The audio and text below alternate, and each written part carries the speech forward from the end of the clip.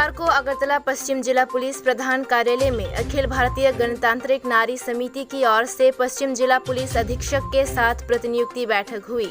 राज्य पुलिस अधीक्षक के साथ प्रतिनियुक्ति पर उन्होंने कहा, राज्य में महिलाओं के खिलाफ हिंसा की बढ़ती संख्या को लेकर थाने में मामला दर्ज किया गया है। आरोपी पीड़िता के परिवार पर केस छोड़ने का दबाव बना रहा है। इस संबंध में पुलिस कोई कार्रवाई नहीं कर रही है।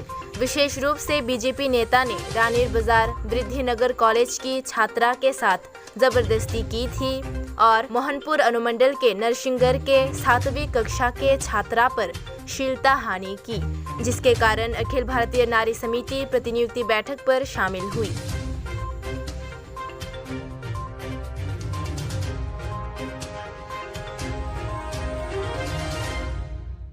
नारी निर्যাতনের केस মানে শারীরিক নিগৃহীত করা হয়েছে, তারা জবরদস্তি করা হয়েছে দুইটা মেয়েরই।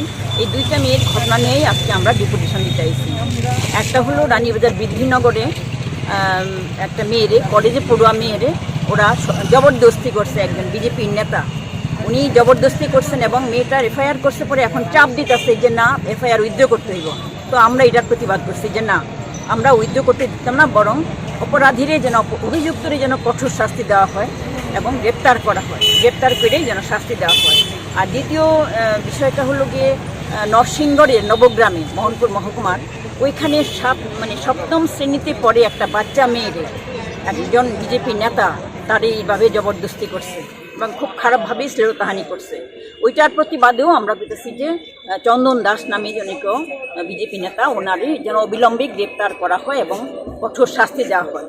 এটাই আমাদের, এটার ঘটনা দুইটারে জানাই আমরা এসপি সাহেবের কাছে ডিপুটেশন দিতে আইসি। আমাদের পশ্চিম জেলা কমিটি সর্বভারত গণতান্ত্রিক নারী সমিতি আমরা আজকে ডিপুটেশন দেওয়া কমু যে অভিযুক্তরা যেন সহজে নিস্তার না পায়, তাদের যেন গ্রেপ্তার করা হয় এবং তাদের অবিলম্বে শাস্তি ব্যবস্থা করা হয়, যেন আগামী দিনে আমাদের আগরতলা শহর তথা সারা ত্রিপুরা রাজ্যে নারীরা এবং মেয়েরা, ছাত্রীরা যেন রাস্তাঘাটে চলাফেরা, স্কুল কলেজে যাইতে গেলে যেন তারা নির্যাতিতা না হয়, তারা যেন স্বাধীনভাবে চলাফেরা করতে পারে।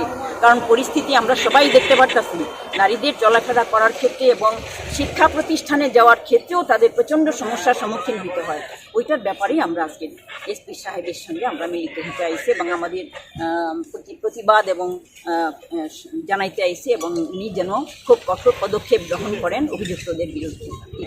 আপনার নাম আর ডেজিগনেশন? আপনার পরিচয়টা? আমি সারা ভারত গণতান্ত্রিক নারী সমিতির পশ্চিম জেলা কমিটির সম্পাদিকা। নামটা? মিনতি বিশ্বাস।